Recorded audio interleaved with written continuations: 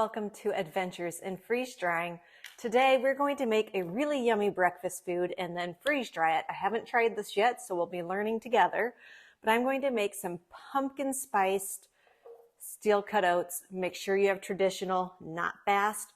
We're going to make it in the Instant Pot, and we're going to add some extra fluids to help this rehydrate when we are done making it. So hang with me and we'll get started on making this delicious breakfast treat.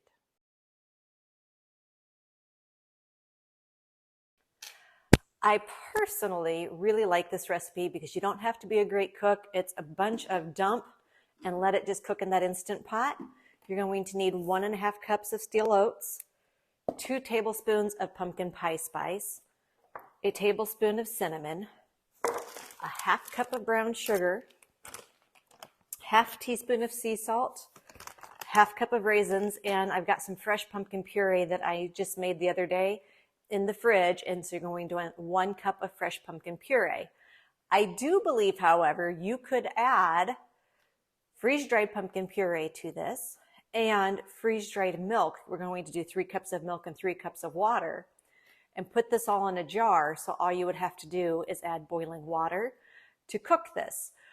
But for now, we're going to cook this and thin it out and get it freeze-dried. We will try this again with freeze-dried ingredients on another day.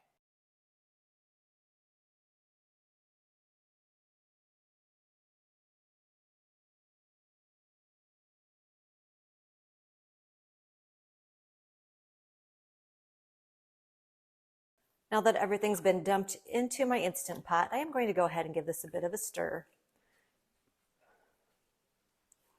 just to help everything to mix together even better while it's cooking in here under high pressure. So I'm going to go ahead and plug in my Instant Pot.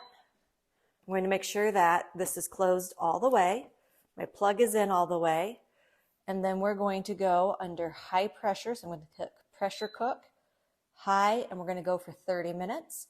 This has to heat up first before the pressure will build. Also make sure that this isn't set to venting, but that it's locked closed up top. And so I'll see you as soon as this is done heating up and cooking. Now that my Instant Pot or instant pressure cooker is done pressure cooking, I'm going to hit cancel so it turns off, and I'm going to give this 10 to 15 minutes to go ahead and naturally pressure release before we open. Even after letting this naturally release, this is still very, very hot and even almost boiling. And you are going to want to stir this up. And while it looks quite runny right now, if you've ever made steel cut oats or even regular oatmeal that's not instant oatmeal, you'll know that this will thicken up as it stands.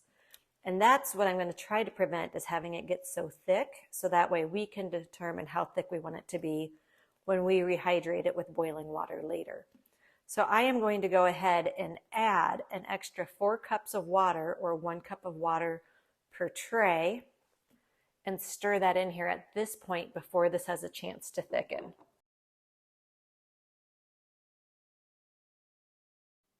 Because this is so soupy, I do not want to put parchment down. It's just going to float up and get into the middle of it, and it's going to be a big mess. So this is going to go directly onto my trays. I'm going to sink down to the bottom to make sure I'm getting some of the good oatmeal and not just liquid. And I'm going to go 1,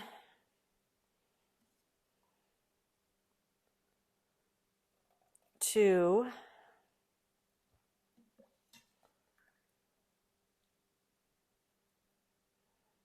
3,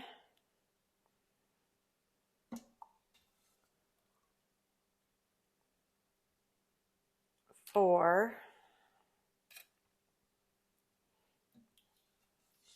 and 5. And I'm going to stop at 5 for a reason. I'm going to put dividers in here. And I have my dividers already pre-put together in sets of 10. So then I know that each section, or 2/10, would be equivalent to 1 ladle's worth of oatmeal.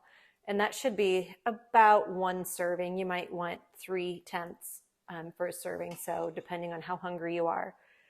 And so I'm going to go ahead and put that in, put my dividers on.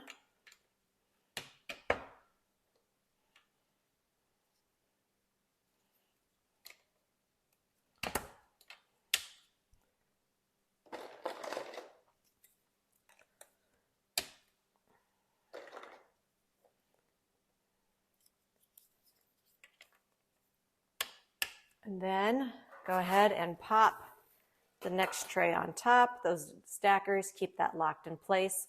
And I'm going to do that again and fill this tray, and we'll see how many trays this fills.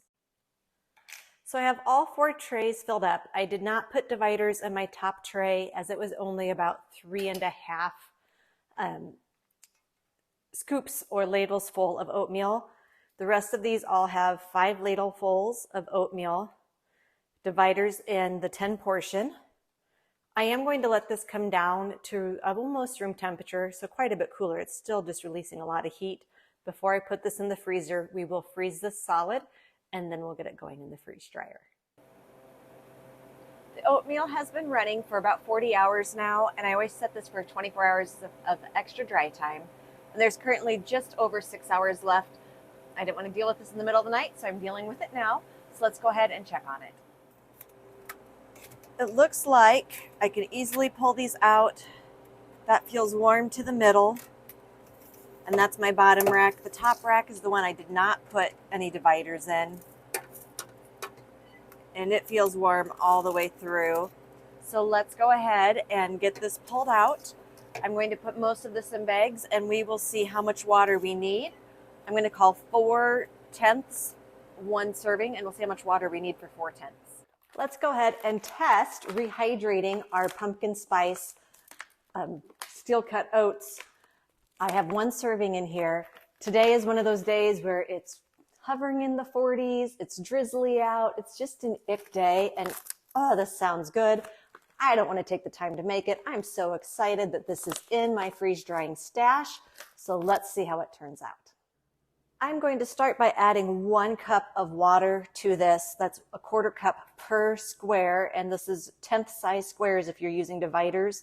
In that medium tray, these are 1/10 size squares. And so I think I'll need more water than this, but I'd rather start cautiously. I can always add more.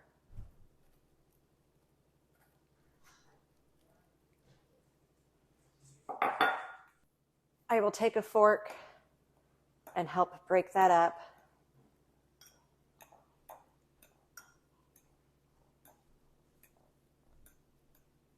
And then we're going to go ahead and let this sit for 5 to 10 minutes and let everything start to rehydrate.